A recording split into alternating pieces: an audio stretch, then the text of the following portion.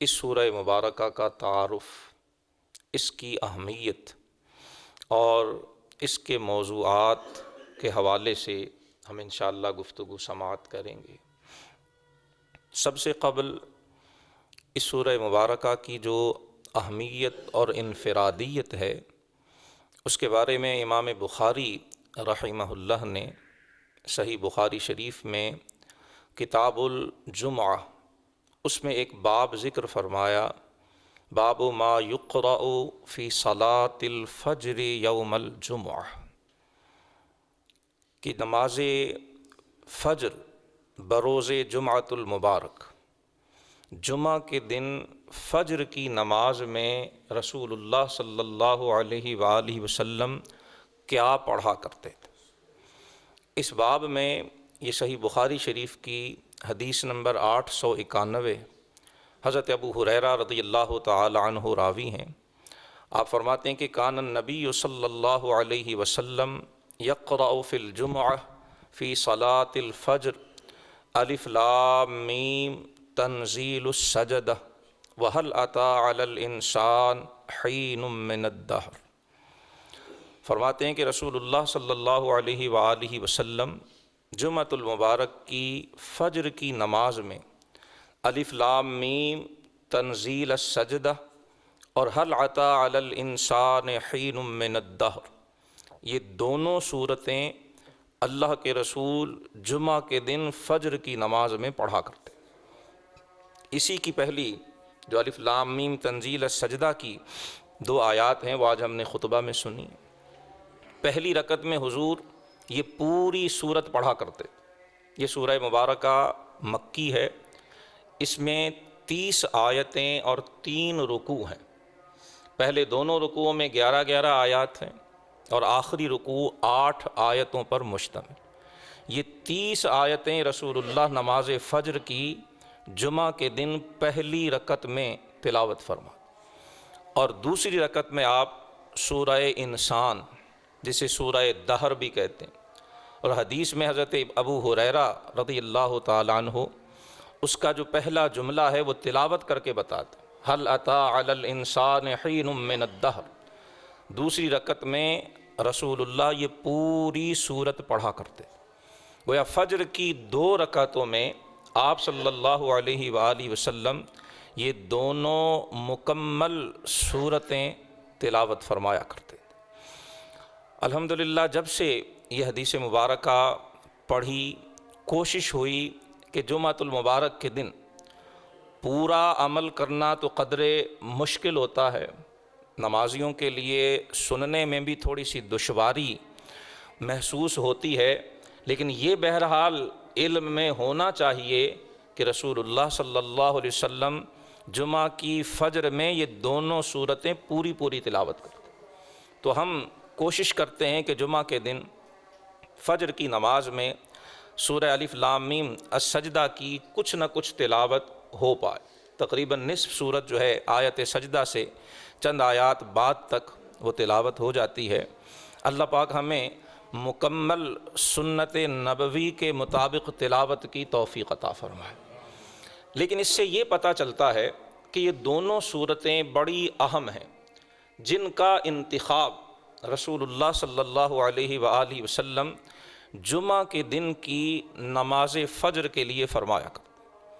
اور اس سے یہ بھی پتہ چلتا ہے کہ جب ہم نماز کے مسائل سیکھتے ہیں، نماز کا طریقہ سیکھتے ہیں، تو اس میں ہمیں یہ بھی کوشش کرنی چاہیے کہ نماز میں جو صورتیں اللہ کے رسول صلی اللہ علیہ وآلہ وسلم تلاوت فرمایا کرتے تھے ہم ان صورتوں کو یاد کریں، انہیں اپنے سینے میں جگہ دیں، اور جب ہم اللہ کی بارگاہ میں حاضر ہوں، ہم نماز میں کھڑے ہوں، تو اللہ کرے وہی صورتیں ہماری زبانوں پہ بھی، اور ہو سکتا ہے رسول اللہ کی اس کامل نماز کا صدقہ، رسول اللہ کی اس اکمل و مکمل نماز کا صدقہ اللہ پاک ہم گنہگاروں کی نمازوں کو بھی شرف قبولیت عطا فرمائے۔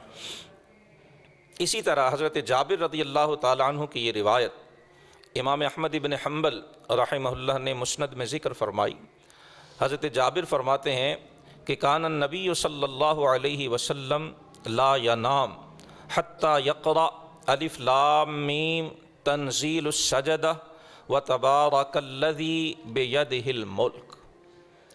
اس صورت سے رسول اللہ کو کتنا پیار تھا، اس کی تلاوت آپ کے معمولات میں کس طرح شامل تھی۔ حضرت جابر کی یہ حدیث اس کی کچھ مزید وضاحت کر رہی۔ حضرت جابر کہتے ہیں کہ آپ صلی اللہ علیہ وسلم رات کو اس وقت تک آرام فرما نہیں ہوتے تھے جب تک یہ دو صورتیں نہیں پڑھ لیتے، ایک سورہ الف لام میم تنزیل السجدہ اور دوسری سورہ ملک تبارک الذی بیدہ الملک۔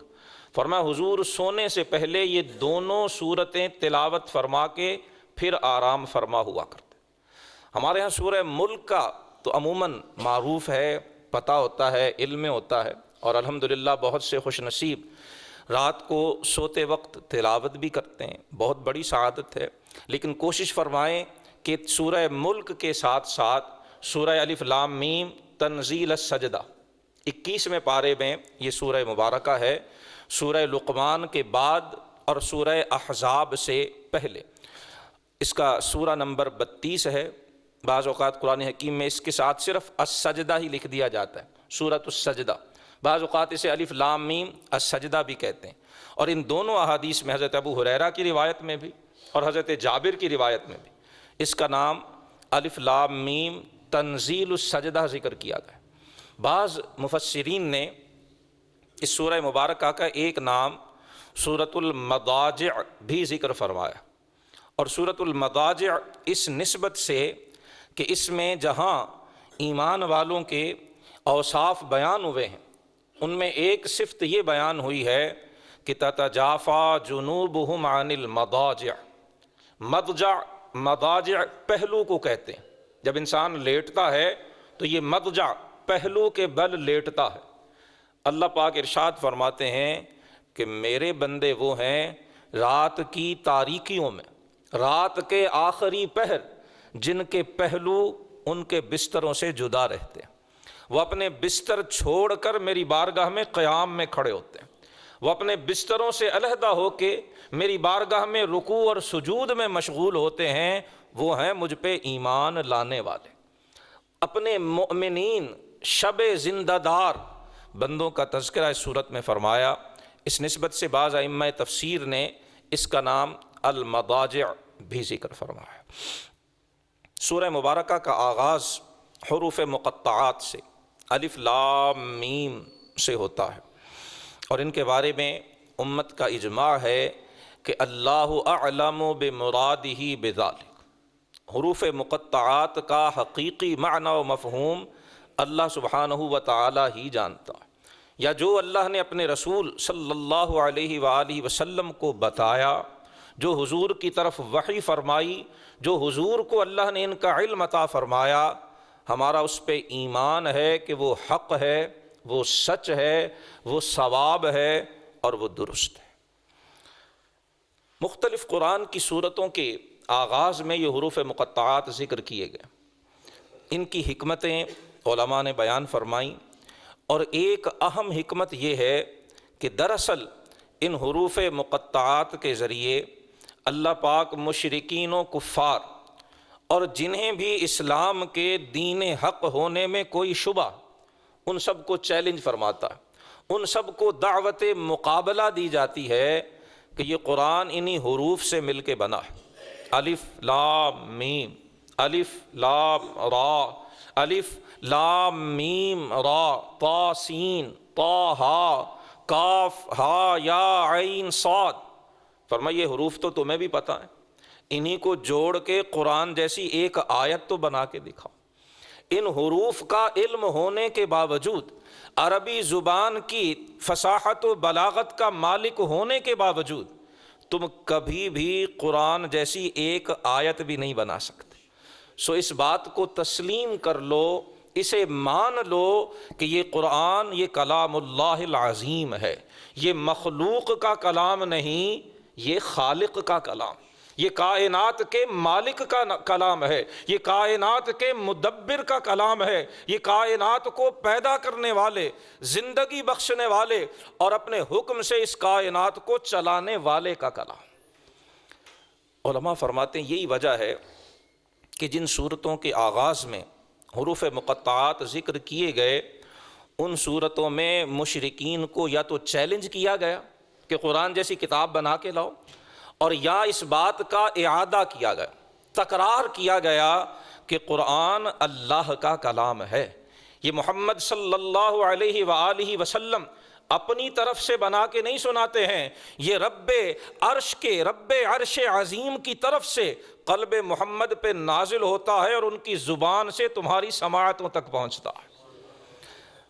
اس صورت میں بھی اسی انداز سے الف لام میم کے بعد فرمایا گیا تنزیل الکتاب لا ریب فیہ من رب العالمین، یہ کتاب اللہ کی طرف سے نازل کی ہوئی۔ اس تفصیل کا اور اس سورہ مبارکہ کی ترجمے اور تفسیر کے عرض کرنے سے مقصود یہ ہے کہ جب جمعہ کے دن فجر کی نماز میں ہم یہ سورت سنیں تو معنی و مفہوم بھی ذہنوں میں موجود، ہماری توجہ بھی نماز کی طرف زیادہ ہو اور ہمیں پھر پتہ چلے کہ ہم اپنے کریم پروردگار کی بارگاہ میں عرض کیا کر رہے ہیں۔ الف لام میم کے فوراً بعد اعلان ہے کہ یہ کتاب لا ریب فیہ، اس میں کوئی شبہ نہیں، من رب العالمین، یہ رب العالمین کی نازل کی ہوئی ہے۔ ام یقولون افتراہ، مشرک اور کافر کہتے ہیں کہ محمد صلی اللہ علیہ وآلہ وسلم اسے خود بناتے ہیں، خود اسے گھڑتے ہیں، خود اسے جو ہے وہ مرکب کر کے ہمیں سناتے ہیں۔ بل هو الحق من ربک، فرمایا یہ ان کا افتراء ہے، یہ تہمت ہے، بہتان ہے، یہ بے بنیاد بات کرتے ہیں۔ حق تو یہ ہے کہ یہ قرآن آپ کے رب کی طرف سے آپ پر نازل کیا گیا۔ لِتُنذِرَ قَوْمًا مَّا أَتَاهُم مِّن نَّذِيرٍ مِّن قَبْلِكَ، قرآن کے نازل کرنے کی حکمت کیا ہے؟ قرآن اتارا کیوں گیا ہے؟ فرمایا اس لیے تاکہ آپ اس قوم کو ڈرائیں جن کے پاس آپ سے پہلے کوئی ڈرانے والا نہیں آیا۔ آپ انہیں بتائیں کہ اللہ رب العالمین کی شان کیا ہے، اللہ کی عظمت اور رب کی قدرت کا عالم کیا ہے، تمہیں پیدا کس نے کیا ہے اور تم مر کے واپس کس کی بارگاہ میں حاضر کیے جاؤ۔ سورہ الف لام میم سجدہ کے مضامین میں جو بنیادی مضمون ہے وہ مبدأ و معاد، انسان کا آغاز کہاں سے ہوا اور انسان کا انجام کہاں پہ ہوگا، ان دونوں چیزوں کو اس صورت میں تفصیل سے بتایا گیا۔ اسی لیے رسول اللہ صلی اللہ علیہ وآلہ وسلم جمعہ کے دن فجر کی نماز میں یہ صورتیں تلاوت فرماتے کہ جمعہ کا دن حضور نے فرمایا سید الایام ہے، یہ سارے دنوں کا سردار ہے۔ اور اسی پہلے رکوع میں تخلیق آدم، حضرت آدم علیہ السلام کی تخلیق کا ذکر ہے، اور وہ تخلیق آدم بھی جمعہ کے دن ہی ہوئی۔ اسی سورہ مبارکہ کے دوسرے رکوع سے معاد کا، حشر کا، قیامت کا منظر اور وہاں کے احوال ذکر کیے جا رہے ہیں، اور قیامت بھی جمعہ کے دن قائم ہوگی۔ یہ جمعہ کے دن کے ساتھ جوڑ ہے اس سورت کے مضامین کا، اس سورت میں جو تعلیمات دی گئی ہیں ان کا جمعہ کے دن کے ساتھ یہ ربط ہے، جس کی وجہ سے یہ کتاب حکیم کی آیات حکمت معلم کتاب و حکمت کی زبان پہ فجر کی نماز میں جمعہ کے دن جاری ہوا کرتی تھی۔ فرمایا ہم نے تو اتارا ہی اس لیے ہے تاکہ آپ انہیں ڈرائیں جنہیں آپ سے پہلے کوئی ڈرانے والا نہیں آیا، لعلہم یہتدون، اور ڈرانے سے، انذار سے مقصود کہ وہ سیدھی راہ پہ آ جائیں، وہ بتوں کی عبادت ترک کر دیں، وہ غیر اللہ کی عبادت چھوڑ دیں، وہ اللہ کے ساتھ شریک ٹھہرانا ترک کر دیں اور اسے وحدہ لا شریک مان کے، آپ کو اس کا آخری پیغمبر اور نبی مان کے وہ راہ ہدایت پہ گامزن ہو جائیں۔ ابتدا کی 3 آیات میں قرآن کی حقانیت، اس کا من جانب اللہ ہونا، اس کا کلام الہی ہونا اور اس کا مقصد تنزیل، نازل کیوں کیا گیا، یہ ذکر کرنے کے بعد آیہ نمبر 4 سے اللہ کی عظمت و شان کا اظہار ہو رہا۔ اللہ الذی خلق السماوات والارض وما بینہما فی 6 ایام، فرمایا قرآن پڑھنے والو، اے اللہ کی بارگاہ میں ہاتھ باندھ کے قیام میں کھڑے ہونے والو، خبر ہے کس کے حضور کھڑے ہو، پتہ ہے کس کی بارگاہ میں قائم ہو؟ اللہ الذی خلق السماوات والارض، اس اللہ کی بارگاہ میں جس نے آسمانوں کو پیدا کیا۔ تمہاری نگاہ اٹھتی ہے، آسمانوں کو دیکھتی ہے۔ سورہ ملک جو رات کے وقت حضور اس سورت کے ساتھ تلاوت فرماتے، اس سورہ ملک میں دعوت دی گئی ہے کہ لوگوں دیکھو، کیا اللہ کی تخلیق میں تمہیں کوئی کمی نظر آتی ہے؟ الذی خلق الموت والحیات، زمین و آسمان، موت و حیات اس رب کی پیدا کی ہوئی چیزیں ہیں۔ ہل تری من فطور، کیا ان اللہ کی مخلوق میں تمہیں کوئی کمی نظر آتی ہے؟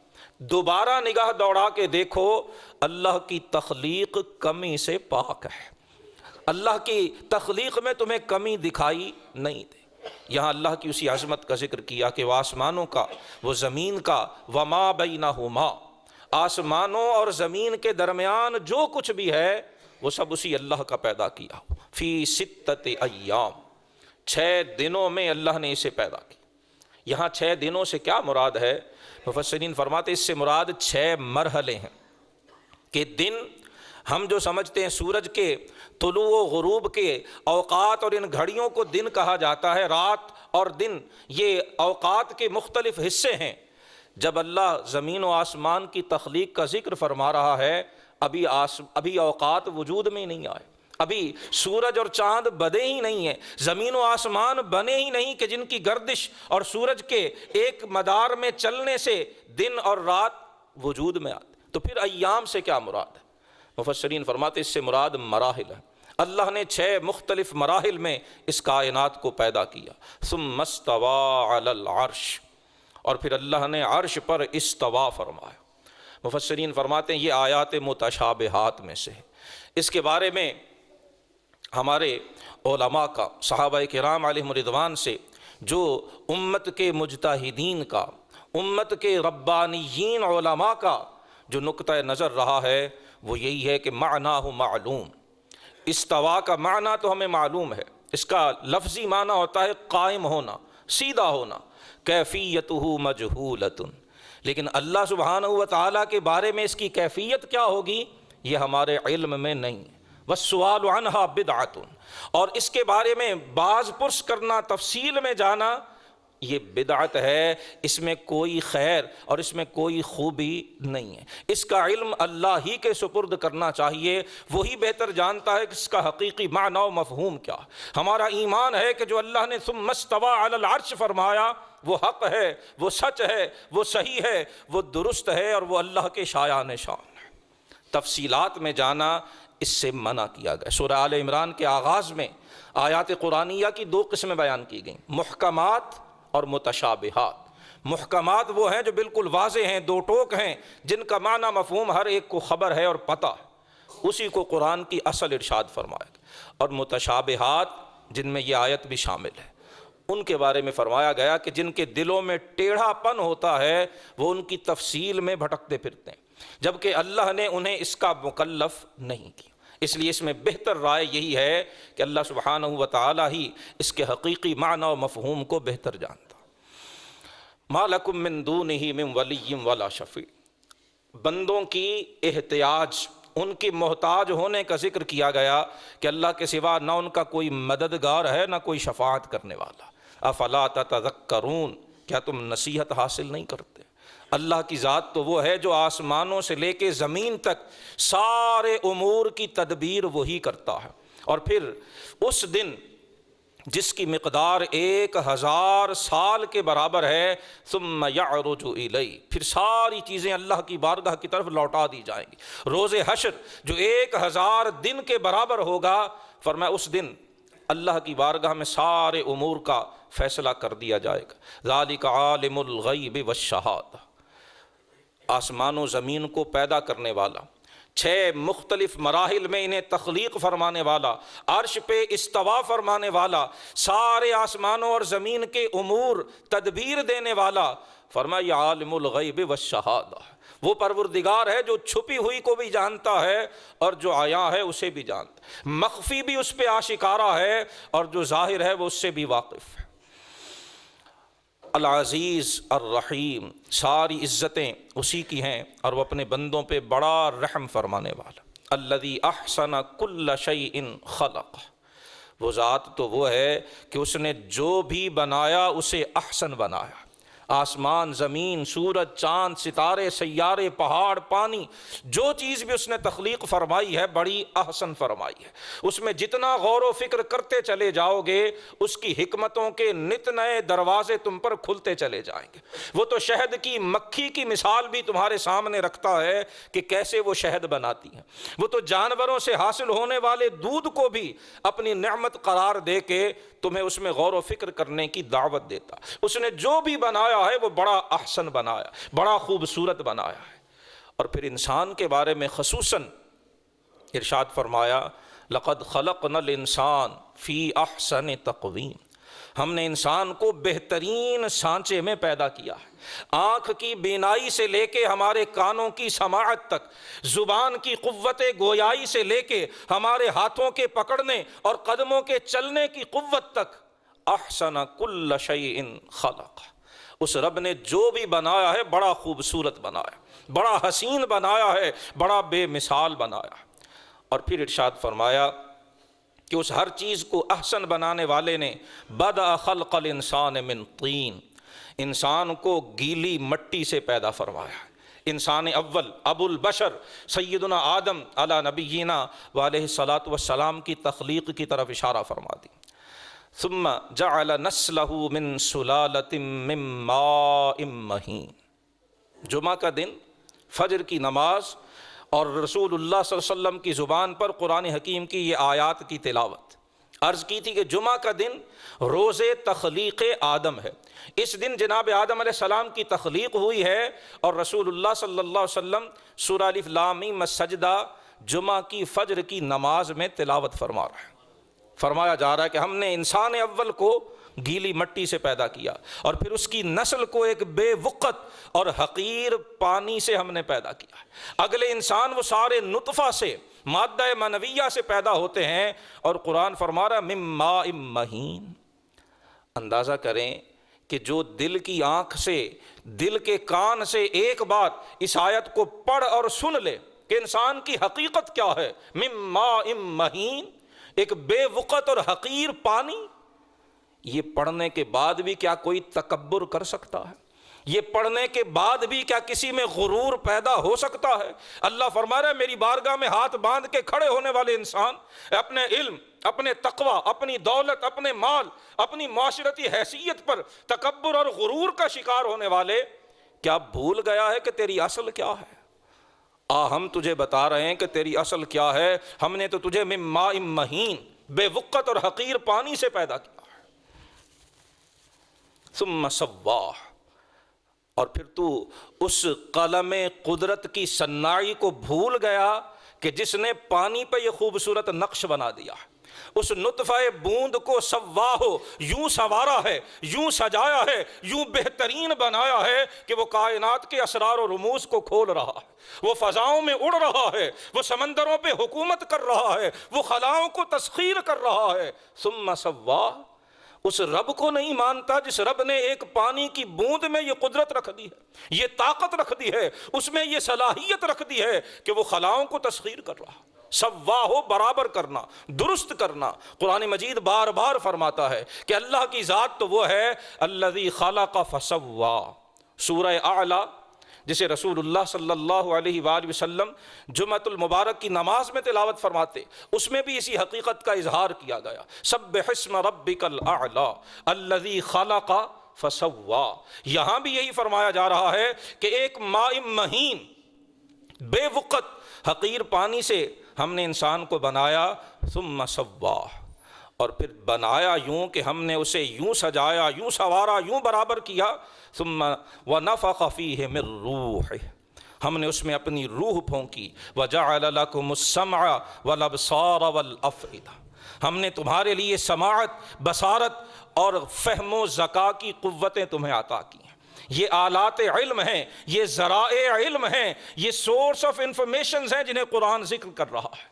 فرمایا تم اپنے معلومات، اپنے علوم کہاں سے حاصل کرتے ہو؟ یا آنکھ سے، یا کان سے اور یا اپنی سوچ سمجھ کی صلاحیت سے، اسی سوچ سمجھ کی صلاحیت کو، اسی انسان کی قوت فہم و ذکا کو یہاں افئدہ سے تعبیر فرمایا۔ اور یہ ذکر کرنے کے بعد بے وقت پانی سے تخلیق، اللہ کی قدرت کا اظہار، اسی بے وقت پانی کو یوں سجایا سنوارا، سماعت، بصارت، فہم و ذکاوت رکھ دی، اور پھر فرما رہا ہے قلیلا ما تشکرون۔ اتنی نعمتیں کھانے کے باوجود، اتنی نعمتیں پانے کے باوجود، اتنی نعمتیں حاصل کرنے کے باوجود بہت تھوڑے ہو جو میرا شکر ادا کرتے، تمہارے ناشکری ہر حد سے بڑھی چلی جاتی ہے۔ مشرکین کا ذکر کیا جا رہا ہے، اعتراض کرتے ہیں مشرکین، اذا ضللنا فی الارض انا لفی خلق جدید۔ آیا نمبر 9 تک، 4 سے لے کے 9 تک اللہ کی قدرتوں کا، تخلیق انسانی کا، انسان اول کی تخلیق کا، اور اس کے بعد دیگر انسانوں کی تخلیق کا، اور انسانوں پر جو اللہ نے سمع و بصر اور فہم و ذکا کی صلاحیتیں اور نعمتیں بخشی ہیں، ان کا تذکرہ کرنے کے بعد یہ مبدأ کا تذکرہ تھا، یہ آغاز کا ذکر تھا کہ انسان کا آغاز کیسے ہوتا ہے۔ اس سورت کا ایک اہم موضوع ذکر مبدأ، انسان کا آغاز، کائنات کا آغاز، انسان اول کا آغاز، اور پھر ہر انسان کا آغاز، مبدأ کا ذکر آیا نمبر 9 تک کیا گیا۔ اب یہاں سے مضمون تبدیل کیا جا رہا ہے، اب معاد کا ذکر، انجام کیا ہوگا۔ وقالو، انہوں نے کہا، مشرکین و کفار بھی، اور قیامت تک آنے والا ہر وہ فرد بشر جسے قیامت میں شبہ ہے، جسے یہ ڈاؤٹ ہے، یہ کنفیوژن ہے کہ مرنے کے بعد دوبارہ زندہ کیسے ہو گئے۔ دیکھیے مشرکین کیا کہتے تھے، اذا ضللنا فی الارض انا لفی خلق جدید۔ بہت پرانا سوال ہے اور بڑا نیا سوال ہے۔ پرانا اس لیے کہ ہر اللہ کے پیغمبر کے دور میں جو صرف عقل کو اپنا رہنما بناتے، جو صرف لاجک، جو صرف منطق، جو صرف اور صرف اپنی ظاہری صلاحیتوں کو ہی سب کچھ سمجھتے ہیں، جو صرف اسے ماننے پہ بضد ہیں جو اس آنکھ کو دکھائی دیتا ہے، اور ان حقائق سے وہ انکاری ہیں جسے یہ آنکھ دیکھ نہیں سکتی، ان کا سوال قدیم زمانے میں بھی یہی رہا، اور آج کے دور میں بھی ماڈرنزم کے نام پر، پوسٹ ماڈرنزم کے نام پر، جدید دور کے نام پر یہی سوال اللہ کی قدرت کے بارے میں شکوک و شبہات۔ اور سچی بات یہ ہے کہ سوال نئے یا پرانے نہیں ہوتے۔ قلندر لاہوری نے بڑی خوبصورت حقیقت کا اظہار کیا تھا، وہ فرماتے ہیں زمانہ ایک، حیات ایک، کائنات ایک۔ زمانہ ایک، حیات ایک، کائنات ایک، دلیل کم نظری ہے قصہ قدیم و جدید۔ دنیا میں کچھ بھی نیا نہیں اور کچھ بھی پرانا نہیں، سب ایک ہی ہیں۔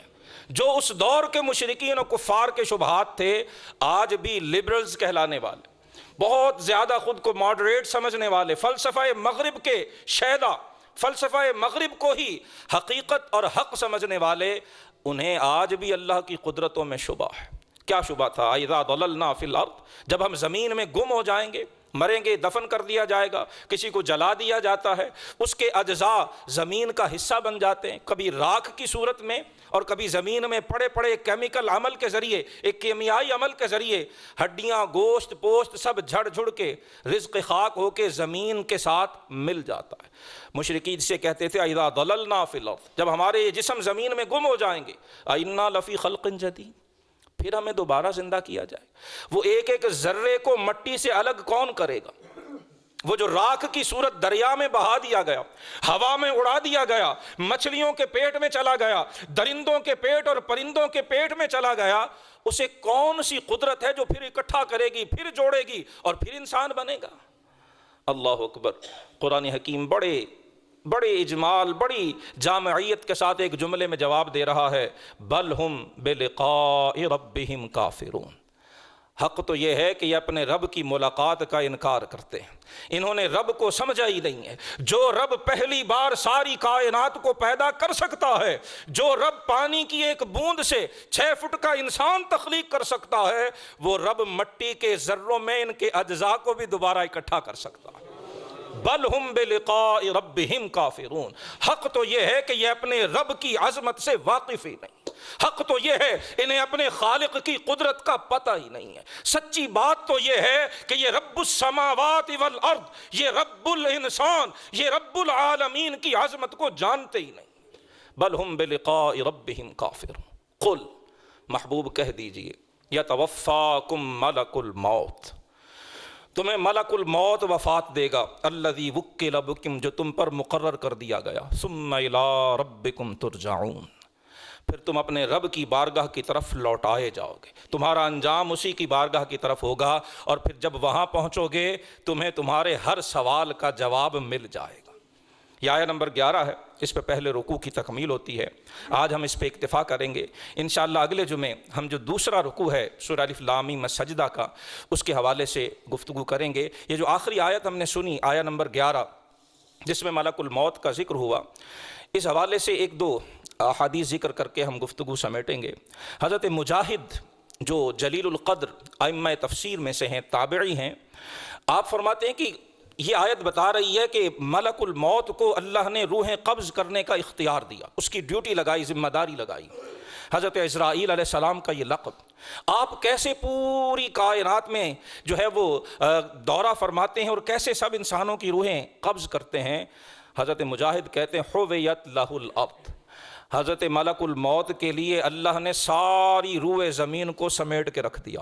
وجعلت لہ مثل الطست، اور جیسے کسی کے سامنے ایک تھال ہوتا ہے نا، اس تھال کی طرح اللہ نے جناب ملک الموت کے لیے ساری زمین کو بنا دیا۔ اب تھوڑا سا یہاں ٹھہر کر اگر غور فرمائیں، حضرت مجاہد کا زمانہ ہے پہلی دوسری صدی ہجری کا، اس زمانے میں شاید اس کی حقیقت کو سمجھنا عام عقل کے لیے ممکن نہ ہوتا، لیکن آج 21ویں صدی میں کیا آج ممکن نہیں ہے کہ ہمارے سامنے ایک سکرین ہو اور ہم پوری دنیا کو سکرین پہ دیکھ رہے ہیں؟ کیا آج یہ امر واقعی نہیں بن چکا ہے؟ کیا آج گوگلز ایپ کے ذریعے آپ پوری دنیا کے کسی ملک، کسی شہر کی کسی گلی کو کیا باقاعدہ دیکھ نہیں سکتے ہیں؟ یہ آج امر واقعی ہے، یہ وہ حقیقت ہے جس سے آج بچہ آگاہ ہے۔ اگر انسان اپنے اس ناقص علم کے ذریعے ایسے انسٹرومنٹس، ایسے آلات اور ایسی چیزیں بنا سکتا ہے، دریافت کر سکتا ہے کہ وہ اپنی جگہ پہ بیٹھے بیٹھے ساری کائنات کو دیکھ لے، ساری زمین کو دیکھ لے، کیا اللہ رب العالمین اپنے فرشتے کو یہ طاقت عطا نہیں کر سکتا؟ انسان کا علم دلیل ہے کہ خالق انسان کا علم اس سے کہیں بڑھ کر ہے۔ انسان کی ترقیاں یہ دلیل ہیں کہ اللہ کی قدرت اس سے کہیں زیادہ ہے۔ حضرت مجاہد فرماتے ہیں کہ اللہ نے جناب ملک الموت کے لیے ساری روح زمین کو ایک تھال کی مانند کر دیا۔ تھال کا لفظ اگر آپ کو آؤٹ ڈیٹڈ لگتا ہے، آپ اس کو ٹیبلٹ سے تعبیر کر دیجئے، آپ اس کو تختی سے تعبیر کر دیجئے، آپ اس کو سکرین سے تعبیر کر دیجئے، یہ الفاظ کا فرق ہے، حقیقت وہی ہے کہ جناب ملک الموت ساری دنیا کو اللہ کے حکم سے دیکھتے ہیں۔ یتناول منہا حیث یشاء، صرف دیکھتے نہیں، وہ جہاں سے چاہیں، جس کی چاہیں، اللہ کے حکم سے روح قبض کر لیتے ہیں۔ حضرت جعفر ابن محمد سے یہ روایت علامہ ابن کثیر نے تفسیر ابن کثیر میں نقل فرمائی۔